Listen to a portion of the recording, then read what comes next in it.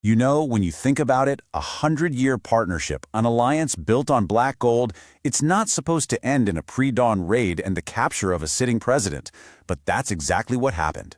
This is the incredible story of how the U.S. and Venezuela went from allies to adversaries, a geopolitical saga that was literally decades in the making. So it really begs the question, right? How does a century of diplomacy end? After 100 years of deep economic ties and strategic cooperation, how does it all just fall apart? How can diplomacy fail so spectacularly? Well, the answer in this case is as brutal as it is simple. It ends like this, not with some treaty or a handshake, but with the sound of jet engines and the quiet, deadly efficiency of special forces. So let's just paint the picture here. It's January 3rd, 2026. Before the sun is even up, U.S. warplanes are bombing military sites around Caracas. And on the ground, you've got Delta Force operators closing in on their target. Within just a few hours, they have them. President Nicolas Maduro and his wife, Celia Flores, are in U.S. custody. It was an absolutely unprecedented moment, one that changed the entire hemisphere, maybe forever. Okay, so what was the official reason? From the White House, the justification for a move this drastic was actually pretty direct. President Trump framed it not as an act of war against another country, but more like a police action. By calling the Maduro regime a criminal state mixed up in narco-trafficking, the U.S. basically reframed the whole thing. It wasn't an invasion, it was a law enforcement operation. But how on earth did it get to this point? I mean, to really understand the raid, we've got to go back, way back. Because for more than 100 years, the story of the U.S. and Venezuela was really a story about one thing, and one thing only: oil. And this number says it all. 303 billion barrels. That is the largest proven oil reserve on the entire planet. For a century, the United States looked at Venezuela as this stable, reliable gas station right in its own backyard. This economic fact was the absolute bedrock of their whole relationship. And for decades, everything looked pretty stable.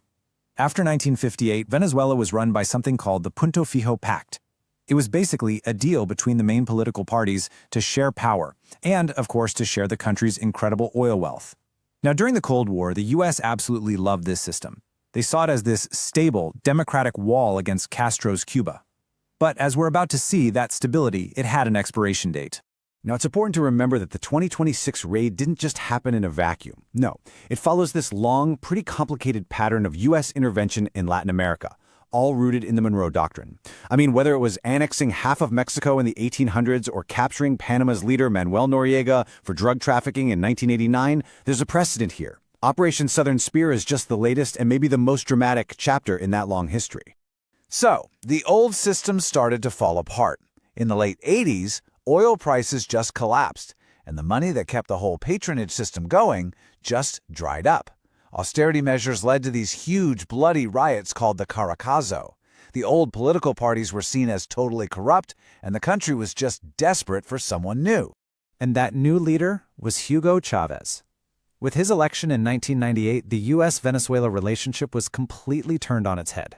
He launched his Bolivarian Revolution, and that quiet era of cooperation, it was over. Now it was all about open confrontation. And boy, did the relationship go downhill fast. In 2002, there was a failed coup against Chavez, which he was absolutely convinced the U.S. was behind. That created this deep, lasting distrust. Then, in 2007, he nationalized the entire oil industry, seizing assets from American giants like ExxonMobil. When his hand-picked successor, Nicolas Maduro, took over in 2013, the economy was already in a complete nosedive. The final nail in the coffin, though, really came in 2020, when the U.S. Justice Department indicted Maduro himself for narco-terrorism, officially making him a wanted criminal in the eyes of American law. You know, it's interesting to compare the two. The conflict under Chavez was, at its heart, ideological. He framed it as a big fight against U.S. imperialism and for Venezuela's right to control its own oil. But under Maduro, that all changed. It became less about ideology and more about the complete and total collapse of the state itself, which then triggered this massive humanitarian and security crisis for the whole region. And the human cost of that collapse, it's just staggering. Nearly 8 million people have fled the country.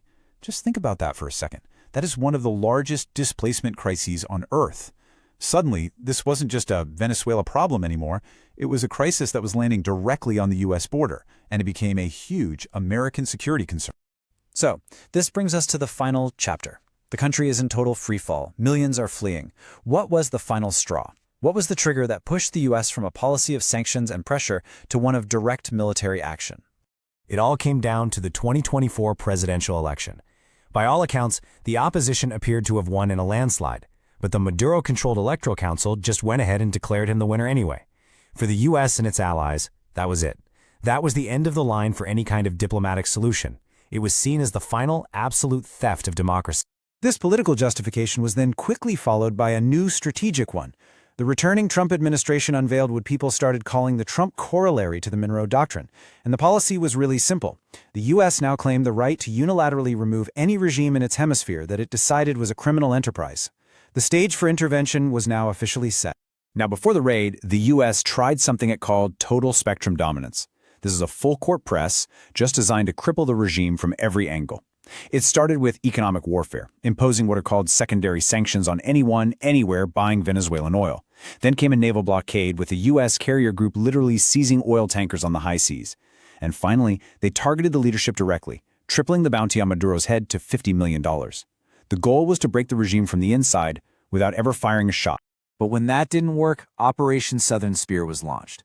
And the fallout from this is, well, it's immense and it's complicated. For rivals like Russia and China, this gives them a powerful excuse to justify their own regional ambitions.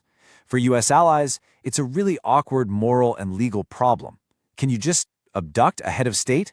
It kind of challenges the very idea of international law. And most importantly, the U.S. now owns the problem.